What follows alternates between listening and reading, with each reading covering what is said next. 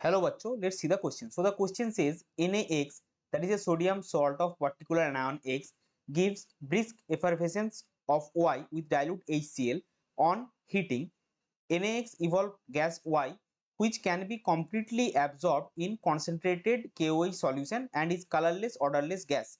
Hence X and Y respectively are option A HSO3 minus and SO2, option B HS minus and H2S, option C HCO3 minus and CO2, option D HC2O4 minus and CO2 plus CO। तो अभी देखिए, सबसे पहले हम देखेंगे इस question का की कॉन्सेप्ट क्या होगा। सो इस क्वेश्चन का की कॉन्सेप्ट है आइडेंटिफिकेशन ऑफ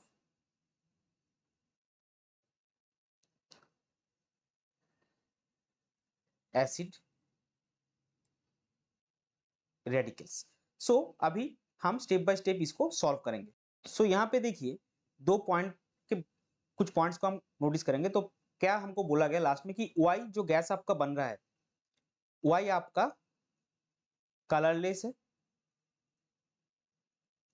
एंड ऑर्डरलेस है, यानी कि इसका कोई स्मेल नहीं होगा। तो अगर आप ऑप्शन को अगर अच्छे से देखेंगे तो ऑप्शन ए में आपका गैस वाई SO2 गिवन है। SO2 has characteristics pungent smell जो बर्न्ट लाइक बर्न्ट सल्फर। तो ये आपका वाई नहीं होगा, क्योंकि क्वेश्चन में वाई क्या है, उसका कोई ऑर्डरलेस मतलब उसका कोई स्मेल नहीं होगा। और H2S आपको पता है सड़े हुए अंडे की तरह इसका स्मेल होता है, रॉटन एग स्मेल। तो ऑप्शन ए और बी हमारा नहीं होगा। अभी बचा है सी और डी में। तो CO2 जो है वो कलरलेस और ऑर्डरलेस होता है, लेकिन यहाँ पे हम एक चीज फोकस करेंगे कि वाई जो है वो ब्रिस्क एफरवेसेंस देता है।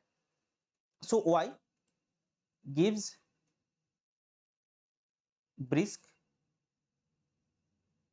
एफरवेसेंस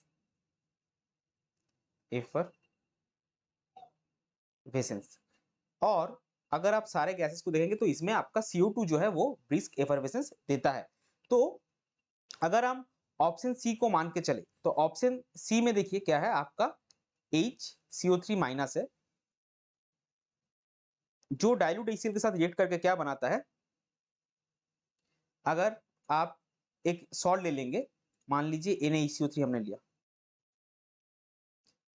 तो ये क्या बनाएगा, ये बनाएगा आपका Na2CO3 प्लस सॉरी ये बनाएगा आपका NaCl plus CO2 plus water.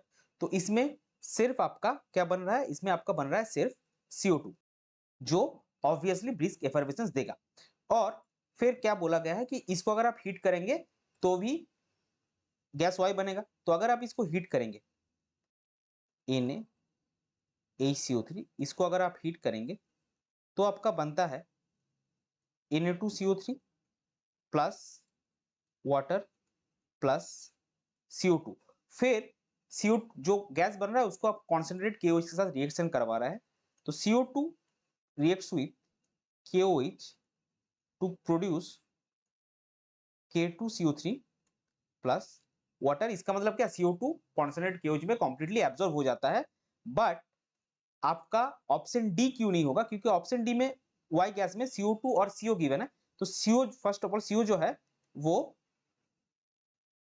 Does not absorb in concentrated KOH, तो ये नहीं हो सकता।